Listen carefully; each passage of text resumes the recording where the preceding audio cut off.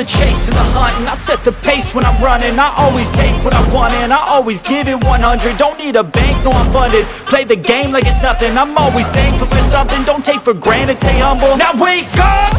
It's time to look at the enemy. Look in the mirror if he is no friend to me. It's not working out, maybe it's the chemistry. It's time to break up so I can make a better me. Better believe in your mind, cause it's everything. You can Welcome back, it's me, Lou. I'm here for another action figure review. Today we are going to jump into the time machine and travel back a whole 9 years to the year 2014 as we look at this action figure. From DC Collectibles, we have Arsenal, also known as Roy Harper, also known as Speedy, and also known as Red Arrow. So the reason why we're looking at this figure today is because recently McFarlane Toys, via social media, revealed that they are doing an Arsenal action figure. And it got me really excited. And coincidentally enough, that day when they announced it, I was going through a box of my older DC figures and I came across this. And I felt that, the timing was perfect just to do a flashback review on this older action figure.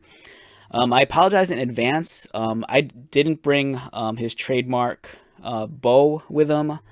If I remember correctly, this action figure came with a red bow and also, I think, a single arrow. But for the most part, this figure is pretty much complete despite those two missing accessories. So it's not going to hurt this review all that much. Alright, so we have Arsenal here, aka Speedy, aka Red Arrow, aka Roy Harper. So this version of Roy Harper was from DC New 52. So this was from the New 52 era, and this was as how Arsenal appeared in the comic book Red Hood and the Outlaws. If you remember that comic book, Roy was teamed up with Corey, aka Starfire, and the Red Hood, Jason Todd, and that trio had all sorts of fun, misadventures, and it was a really cool book. If I remember correctly in the comic book, I think Roy was hooking up with Corey at the time in the story. I think he was at a point where he kind of overcame his addictions and he was in a relationship with Starfire. And it's a nice looking figure. The one thing that I always see when I look at this figure, it just might be me, but if you see it, just leave a comment down below. But if you remove the sideburns and if you shorten the hair, or no, the long hair is about right, but if you lose the sideburns, if you look at the face, it kind of reminds me of actor Jeff Anderson, who played the character Randall in Kevin Smith's Clerks films. So every time I see this figure, the face just kind of reminds me of Randall, especially with the baseball cap. It's a really nice figure for its time. I've said this before with a lot of the DC Direct, DC Collectibles. Their action figures, even though the sculpting was amazing, even though they had incredible paint jobs and they were super, super detailed, almost along the lines of a McFarlane action figure, the one thing that always held them back from being like stellar pieces was the articulation. They had a lot of the articulation that you thought you would need, but when you try to move them, they were extremely fragile. They were prone to break at the pins, and they just felt more like little statues that just happened to have articulation. They didn't really feel like action figures that you could play with.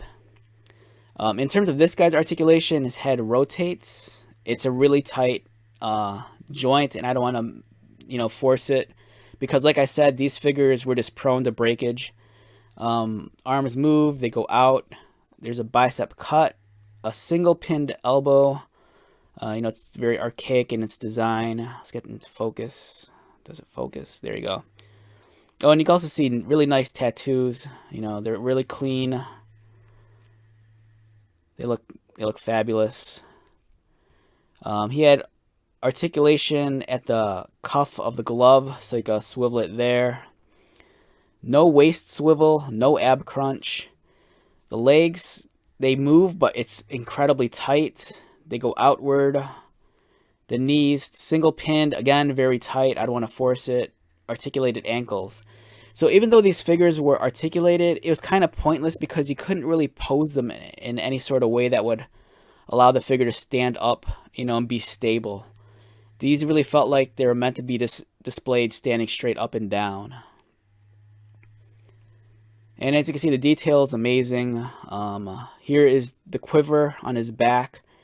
There's the arrowhead painted in gold, and then there's multiple arrows inside of his quiver. He has another quiver along his hip right here, and then there's more arrows. Again, the red arrow logo, or the arrowhead. I like the choice of paint also because they kind of use this reflective red metallic finish on the armor plating on his gauntlets, and then again on his boots. The design of the costume feels very much like it's this time period. You know, this is very 2010 looking kind of designed costume, and it's cool. I dig this guy a lot. The green arrow figure from the new 52 era is amazing also. This guy comes in at 6 3/4, if you're wondering. Here he is next to a 7-inch scale action figure. This is the Sean Pertwee Alfred from the Gotham TV series. And then here is the McFarlane designed Batman, who completely towers over this figure over here. So this was an odd scale of action figure also because at the time DC was still coming out with action figures through Mattel and their DC Classics line. And I remember that you could kind of display them together, although the height difference was a little bit noticeable.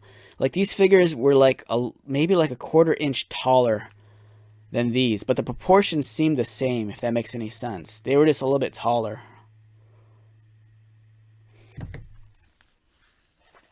And here is the craziest thing about this action figure. I did not discover this until just 5 minutes ago. So keep in mind, I've had this figure for 9 years, and I never realized that it could do this. This completely blew my mind. I was like fiddling around this figure, and all of a sudden I discovered that his head, like right where the head attaches to the ball cap, it's articulated. So you could give them both looks. You can either turn the hat backwards like that, and it looks amazing, or you could like just turn it around and make them look like this. And I feel crazy because I've had this figure since day one. I've had this figure for almost 9 years, and I would never realized that was a thing. I don't know if other people know that, because, you know, these figures didn't come with instructions. It's not like buying a Transformer. But it's nuts. I never knew you could, like, rotate the hat on his head. That's so crazy. Look at that. Right, so I'm looking forward to the McFarlane figure and the other figures in the Multiverse line. I think they're tackling other Teen Titan characters, so, you know, I'm looking forward to that. So let's wrap this one up. Once again, my name is Lou. If you're new to my channel, welcome. If you are a returning viewer subscriber, thank you so much for your continued support. I greatly appreciate it. So until the next video, be safe, take care of yourself, buy lots of toys, and most importantly, be happy. And I'll see you at the next one. All right, later.